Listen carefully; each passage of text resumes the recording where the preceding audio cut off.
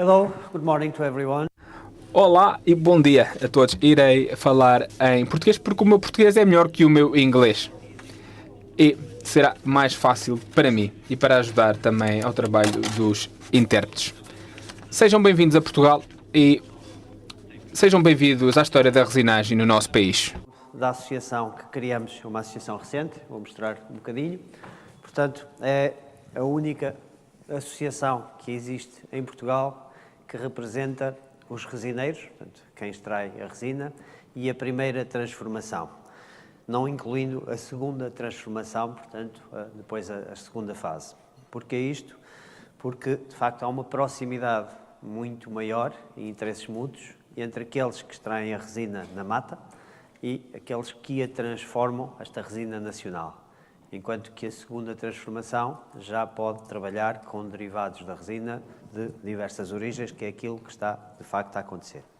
Portanto, a associação foi criada em 2013 por um grupo, somos um país pequeno e, portanto, somos poucos, não somos muitos resineiros, nem somos muitos industriais de primeira transformação, mas somos alguns e, portanto, sentimos a necessidade de ter uma organização que nos representasse. E foi nesse sentido que a criamos.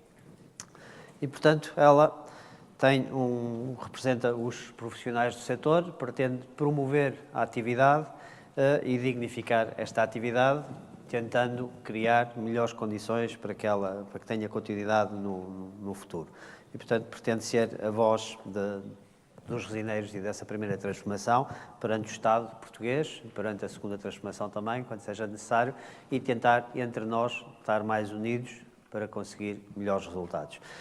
Temos um site, temos vindo a fazer vários programas de divulgação da atividade, de formação também, e, portanto, no sentido de se fazer melhor e mais resinagem, sobretudo.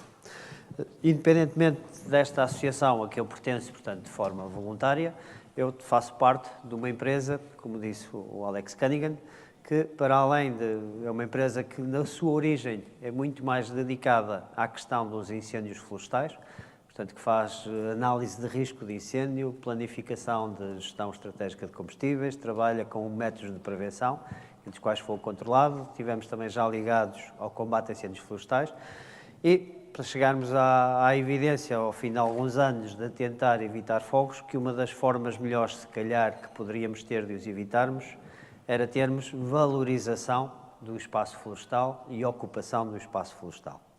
E dentro dessas atividades, a resina, na altura, pareceu-nos das mais interessantes e, a partir daí, a partir de 2011, demos início também, dentro da mesma empresa, à atividade de exploração de resina integrada na gestão florestal. Portanto, uma breve história sobre a resina em Portugal. É claro que esta história começa muito antes disto, mas esta é a fase, digamos, mais organizada. A resina natural, a extração de resina das árvores, é uma história que, se não for tão velha como o homem, não há de andar muito longe disso, mas esta é a fase, digamos, em que houve uma maior estruturação. Em 1858 começa-se a extração de resina de forma organizada, numa mata nacional, portanto, numa mata pertencente e gerida pelo Estado português, a Mata Nacional de Leiria, icónica Mata Nacional de Leiria, que, infelizmente, ardeu quase na sua totalidade o ano passado. Portanto, a mata são duas matas nacionais com cerca de 12 mil hectares e desses 12 mil, o ano passado, um só incêndio devastou cerca de 10 mil hectares. Nós temos a felicidade, apesar de tudo, de trabalhar com uma espécie muito resiliente e muito bem adaptada ao fogo, que é o nosso pinheiro bravo, ou o Pinus pinaster, e, portanto, o que podemos esperar é que, do incêndio dessa mata, tenhamos novamente pinheiro bravo, se não o estragarmos e se fizermos um mínimo de esforço para o gerir. É claro que isto traz-nos um problema, nós cá, a dimensão mínima da resinagem está nos 20 centímetros de diâmetro à altura do peito, o que implica esperar cerca de 25 anos para que possamos voltar a ter resineiros nesta mata histórica. Depois, voltando à questão da história, a primeira unidade de destilação aparece também nesta mata, promovida pelo Estado português, em 1871. E depois, em 1918, há um crescimento exponencial da atividade da resinagem e, portanto, destas indústrias. Ou seja, há um início de organização e depois, como as coisas funcionavam, dá-se um grande salto. Cria-se uma escola de resinagem também nessa mesma Mata Nacional de Leiria e depois cria-se, em 1936, a criação de um gabinete dedicado especificamente à resina. Durante muitos anos tivemos uma revista que era publicada pelos Serviços Florestais, dedicada especificamente ao setor da resinagem e à resina, que durou até o início dos anos 70 e depois acabou. E chegamos a ter um instituto dedicado especificamente a este produto. Nas décadas de 50 a 60, portanto, muda-se os sistemas de exploração, de extração da resina, portanto, através da introdução do sistema americano-francês, portanto, há aqui algumas questões relativamente à origem, mas será um sistema francês que foi levado para os Estados Unidos e depois terá sido divulgado pelos Estados Unidos, portanto, que é, no fundo, o sistema de resinagem pela aplicação de ácido sulfúrico da pasta. E, portanto, aí há um grande aumento de produção e uma diminuição da mão de obra, ou seja, cada trabalhador pode fazer bastante mais bicas que aquilo que fazia antes. Nas décadas de 70 e 80, Portugal é o terceiro maior exportador de produtos derivados da resina, água rasa e colofónia, e, portanto, nós nos anos 80 em Portugal chega-se a produzir na pequenez deste país, portanto, com cerca de 1 milhão de hectares de pinhal bravo, chegam-se a produzir acima das 100 mil toneladas de colofónia. E, portanto, isto mostra bem a importância que a atividade teve neste país. E foi não só uma atividade com importância em termos financeiros, claro, mas muito em termos de desenvolvimento local. Muito do desenvolvimento destas áreas, muitas vezes de montanha, áreas do interior. A resina era das aldeias, portanto, onde se fazia a exploração de resina, era das atividades que maior valor acrescentado trazia, porque trazia um valor monetário nestas décadas, portanto, era dinheiro.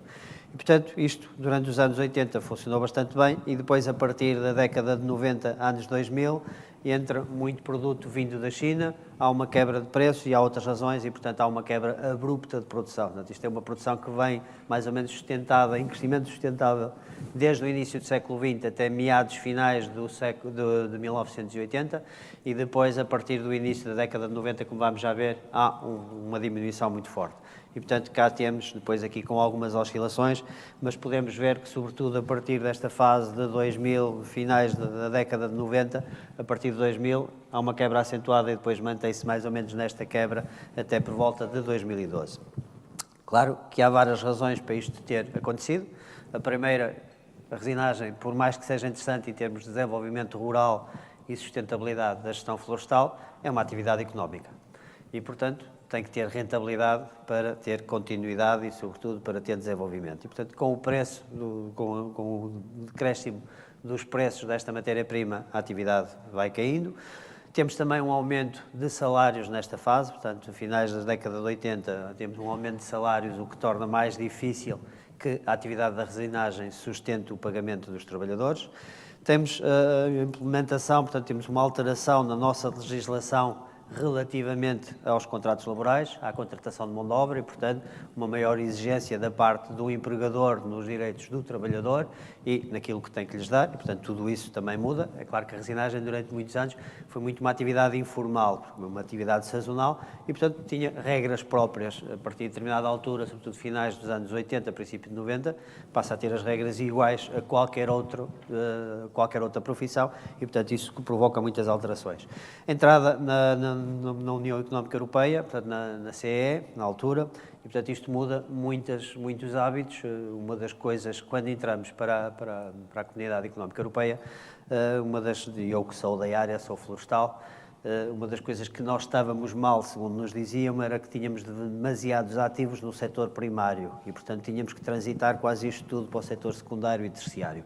É claro que hoje, felizmente ou infelizmente, tivemos que dar algumas cabeçadas na parede para lá chegar. Percebemos que temos, de facto, somos um país com algum potencial no setor primário e temos, antes de mais, que potenciar e utilizar esse potencial e, portanto, já entramos numa situação um bocadinho de equilíbrio. Mas, de facto, na altura era a perspectiva de tirarmos as pessoas, o máximo possível de pessoas do setor primário e isto teve influência também, como é lógico, no setor da resinagem.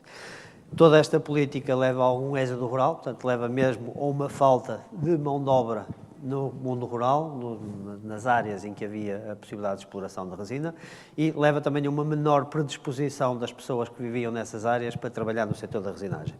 E, portanto, temos outra coisa que acompanha, que é um decréscimo da importância dos serviços florestais nacionais. Portanto, ensaiam-se várias alternativas e nenhuma delas acaba por ser uma alternativa, e aquilo que fica são os serviços florestais descaracterizados relativamente aos serviços florestais tradicionais, com muita presença no território, e que continuam, teoricamente, a ter uma responsabilidade de gestão, mas passam a ter muito mais responsabilidades administrativas e legais.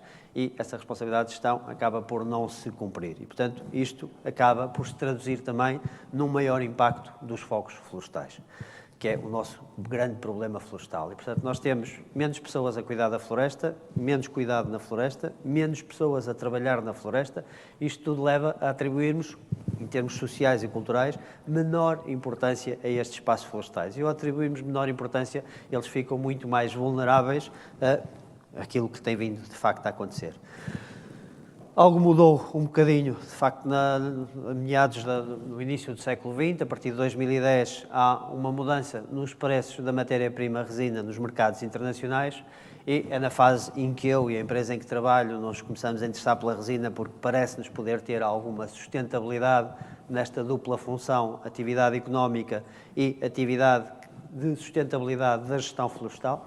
E, portanto, a partir daí cria-se alguma expectativa de que, com os novos preços da matéria-prima, possa a atividade da resinagem, e com o interesse que temos em preservar os nossos espaços florestais, em ter menos incêndios, e que a atividade de resinagem possa ter um crescimento. E ela tem de facto um ligeiro crescimento, mas que é bastante inferior àquilo que poderíamos esperar e que seria desejável ter acontecido. Portanto, temos aqui, a partir de 2010, 2011, temos já aqui um ligeiro crescimento e que depois se mantém relativamente estável. 2017 é um decréscimo, e é um decréscimo em que teremos alguma dificuldade em recuperar. Para terem uma pequena ideia, em Portugal, em 2017, arderam cerca de 550 mil hectares num país que tem 3 milhões de hectares de floresta. E, portanto, estamos a falar em números assustadores de quase 20% da área ardida. É claro, a área ardida é inferior porque nós temos 6 milhões de hectares de espaço florestal, dos quais 3 milhões são floresta. Destes 3 milhões, cerca de 500 mil hectares é Pinheiro Bravo, já vamos ver a seguir isso, e destes 500 mil hectares só no ano, 2017, terão ardido cerca de 150 mil hectares.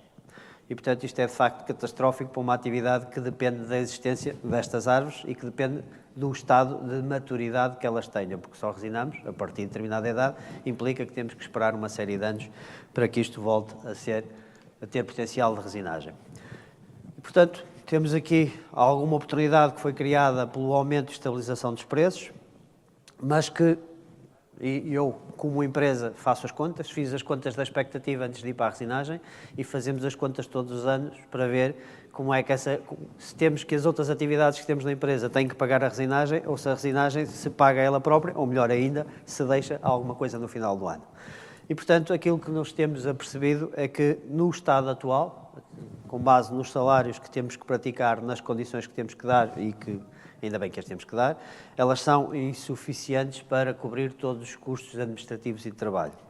Temos este problema de um decréscimo nas áreas disponíveis de floresta para podermos trabalhar, e temos um balanço, digamos, negativo quando nos juntamos a isto tudo, ou extremamente negativo, o risco de incêndios florestais. Para aqueles que estão menos familiarizados com este tema dos incêndios florestais, os incêndios ocorrem normalmente entre o mês de julho e o mês de setembro, ou seja, no pico de produção da resinagem. A atividade da resinagem começa aos investimentos anuais, sem contar com aqueles que cobrem vários anos, mas os anuais, que é sobretudo a mão de obra, no mês de fevereiro, março. Ou seja, quando chegamos à fase de ter os incêndios florestais, já temos cerca de 50%, 60%, 70% da campanha de investimento feita, e podemos perder tudo nesse momento. Portanto, a reduzida margem que existe na atividade se acrescentarmos este risco de incêndio que temos, então ela é muitíssimo pouco atrativa em termos financeiros, se a pusermos só numa perspectiva de interesse financeiro. E daí, a minha apresentação tem um bocadinho a ver com isso, nós temos que ter mais qualquer coisa a acrescentar a este interesse financeiro, sobretudo na Europa, em que temos níveis salariais já relativamente altos ou muito altos em alguns países e, portanto, se não criarmos aqui outras mais-valias para as resinas naturais, estamos com um déficit e, portanto, dificilmente podemos ter um aumento sustentado do desenvolvimento da atividade da resinagem. Portanto, são de facto os fogos florestais, no caso particular de Portugal, são uma grande limitação, também o serão noutros países, mas se calhar com menor expressão. Isto só para aquilo que eu já falei um bocadinho, mas para termos uma ideia da evolução das nossas espécies florestais. Temos lá em cima, a verde, temos a nossa linha de ocupação do Pinheiro Bravo entre 1995 e 2010 e, portanto, não considerando aqui o impacto dos incêndios de 2013, que foram importantes, e sobretudo de 2017.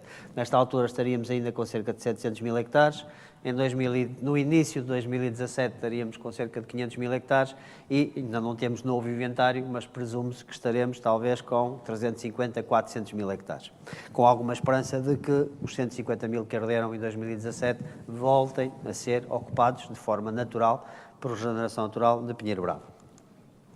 Portanto, estes são os números que apareciam naquele quadro, naquele gráfico. E, portanto, as grandes limitações para o desenvolvimento da atividade em Portugal, portanto, são os impactos diretos e indiretos dos incêndios florestais, para os investimentos, para a perca de resina na floresta, como aconteceu em 2017, portanto, muitos dos resineiros não conseguiram sequer extrair nenhuma da resina que tinham. Nós continuamos a ter os dois sistemas, o sistema mais antigo de recolha de resina para púcaros e o sistema mais brasileiro, digamos, de recolha de resina para sacos plásticos.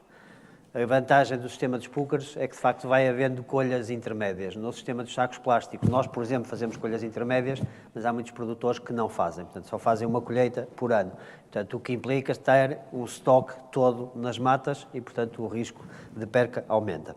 Para o pagamento das rendas das árvores, e, portanto, o sistema em Portugal, a grande maioria, contrariamente ao Brasil, em que a maior parte da exploração é feita em áreas próprias, em Portugal, a grande exploração de resina é feita em áreas que não pertencem aos resineiros. E, portanto, há um sistema de renda, e no Brasil também existe, mas aqui é o sistema que domina praticamente a 100%. E, portanto, os resineiros pagam uma renda por cada árvore que exploram para a extração de resina. Só entre parênteses, e para se perceber a importância desta renda para a sustentabilidade ou para o interesse financeiro do proprietário, esta renda equivale à produção anual de madeira.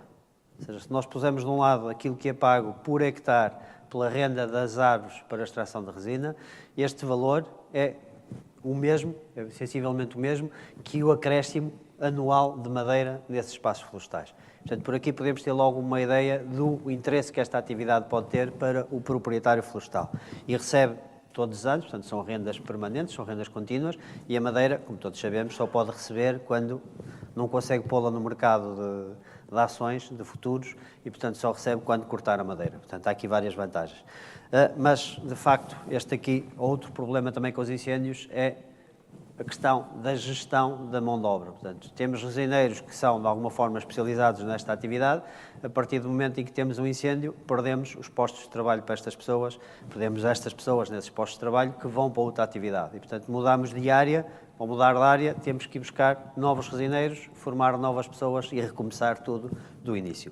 E depois temos os impactos indiretos destes incêndios, reduzindo as áreas potenciais, o aumento dos prémios dos seguros que podemos fazer. Nós conseguimos, um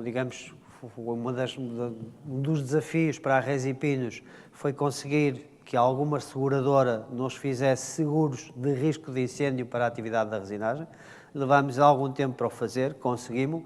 O problema é que, como todos sabemos, as seguradoras vão calculando o prémio em função do risco.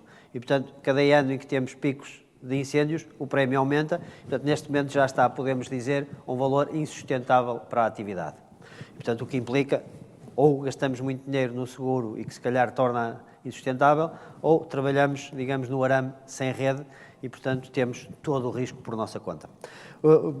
a maior dispersão de áreas de trabalho e, portanto, ter áreas, a partir do momento em que temos muitas áreas ardidas, vamos ter que nos dispersando, o aumento das necessidades de deslocação e a menor, como é lógico, a menor atratividade que a atividade oferece. Aqui é um bocadinho as questões, vou passar isto um bocadinho rápido, portanto, os interesses da atividade para a sustentabilidade da gestão dos povoamentos florestais de Pinheiro Bravo, portanto, a criação de empregos locais e produção, aquilo que já falava há bocadinho, a produção de um rendimento alternativo. Portanto, a criação e manutenção de empregos diretamente dependentes pela existência da floresta. Um homem faz normalmente 20 hectares e tem emprego na resinagem durante cerca de 6 a 9 meses, incluindo durante a época de risco de incêndios, onde pode fazer também alguns trabalhos de vigilância, primeira intervenção no ataque aos incêndios florestais, portanto, apoio às estruturas que estão dedicadas ao combate. O reconhecimento da importância económica da floresta e, portanto, aquilo que eu dizia no início da minha apresentação, se dermos mais importância, ela irá arder menos. Alguma gestão de combustíveis de forma indireta, portanto, há resineiros que de facto fazem investimento direto para reduzir o risco de incêndio e para reduzir os combustíveis, sobretudo as espécies arbustivas, que são aquelas que mais propagam o fogo nas nossas condições, mas também pela acessibilidade e pela permanência, pela deslocação que fazem dentro das áreas florestais, acabam por ter algum impacto direto sobre essa carga e estrutura de combustíveis. A primeira intervenção que podem fazer, todos os resineiros que nós temos a trabalhar connosco, têm formação de primeira intervenção num fogo florestal. A primeira intervenção é quando o fogo é nascente, ou seja, quando o fogo ainda tem pequena dimensão, que não é preciso grande estratégia para combater, qualquer pessoa com o mínimo de formação e com o mínimo de equipamentos consegue fazê-lo, isso também pode fazer, e, portanto, é uma produção sustentável que produz rendimentos intermediários e regulares. E, portanto, nós fazemos muitas vezes a prevenção de fogos florestais é feita através de atividades não produtivas, ou seja, é um investimento em que o único retorno que tem é diminuir e diferir o risco de incêndio. A resinagem pode ser uma intervenção preventiva produtiva, ou seja, o resineiro não está à espera que arda, está a trabalhar e pode contribuir na gestão do risco de incêndio e na diminuição do impacto desses incêndios. Isto é um artigozinho em que o jornalista diz que com uma mão retira a resina, a outra apaga o incêndio. E, portanto, é o resumo num título jornalístico, portanto, alguém que sabe de comunicação, daquilo que eu acabei de tentar explicar por várias palavras. Ou seja, enquanto estão a trabalhar, estão também a fazer outras coisas. São números gerais, aliás, até muitos deles vêm do Brasil, mas também em Portugal acontece mais ou menos a mesma coisa, que é a distribuição do investimento na atividade da resinagem, em que, de facto, o grande impacto é na contratação de mão de obra.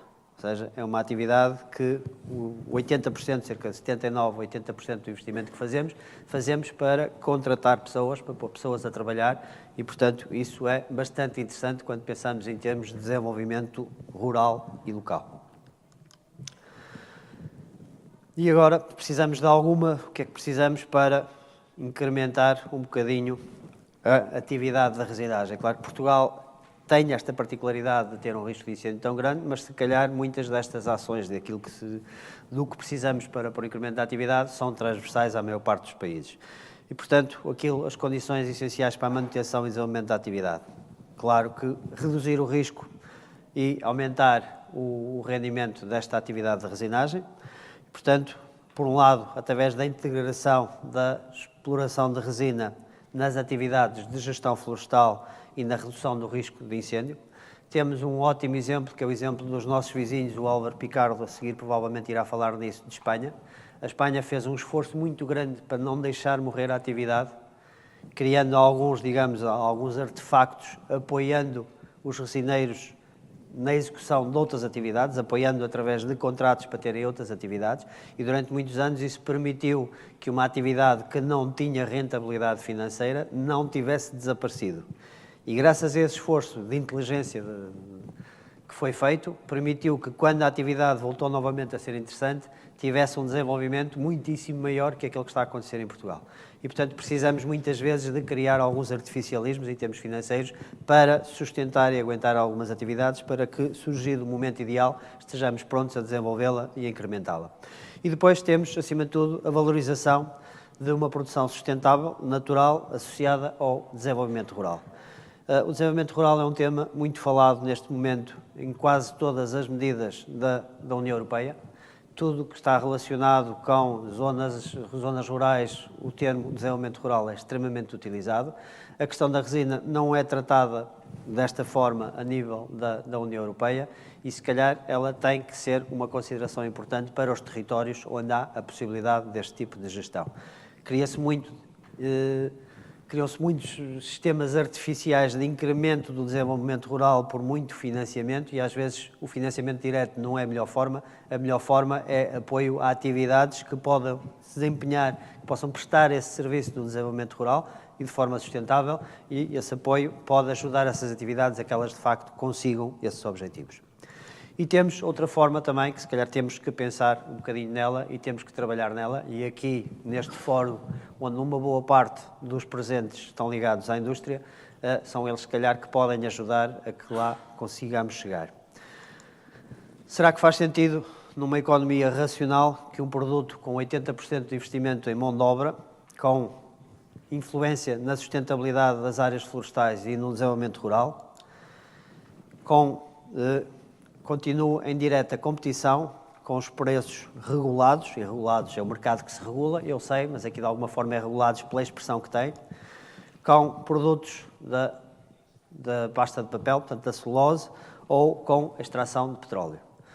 Penso que faz pouco sentido que um produto que tem todas estas vantagens tenha que estar dentro do mesmo mercado, dentro da mesma gama de preços de produtos que não têm nenhuma destas particularidades.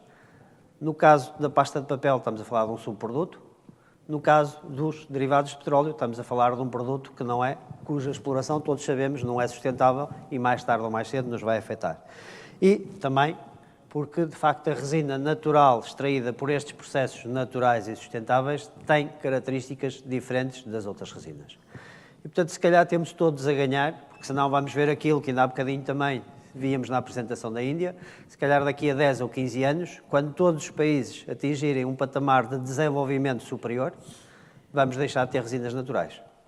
E se calhar vai ser demasiado tarde para andarmos para trás e a própria indústria querer resinas naturais para determinados tipos de produtos, para determinados tipos de consumos, para um mercado que se diz cada vez mais verde, mas que é muito verde, digamos, de forma teórica e pouco prática e objetiva, e se calhar vamos perder todos. Podemos estar todos a ganhar hoje, porque obrigamos que o preço da resina natural seja o preço da resina do subproduto da pasta de papel.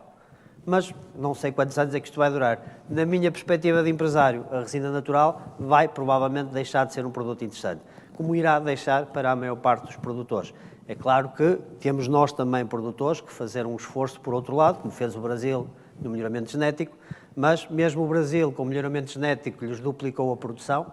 Quando os salários do Brasil aumentarem para o nível que temos na Europa, provavelmente também a resina começa a estar no limiar do interesse da rentabilidade. Portanto, se calhar temos que fazer aqui todos um esforço para que a produção de resinas naturais não esteja neste tipo de situação de limitação e, portanto, tenha que ter algum incremento. E, portanto, o que é que podemos fazer? Se calhar, trabalharmos todos para uma diferenciação, tendo estes atributos de ser uma atividade ecológica e sustentável, portanto, uma verdadeira economia verde e não uma economia verde pintada de verde, é uma real, uma diferenciação positiva com os produtos de exploração não sustentável. Quem é que pode fazer isto? Portanto, isto pode-se fazer através de uma valorização comercial e industrial, e quem pode fazê-lo é, acima de tudo, a indústria, os mercados e as entidades reguladoras ou as entidades que vão dando apoio a alguma coisa do que seja desenvolvimento económico. E é tudo o que vos tinha para dizer. Muito obrigado pela paciência.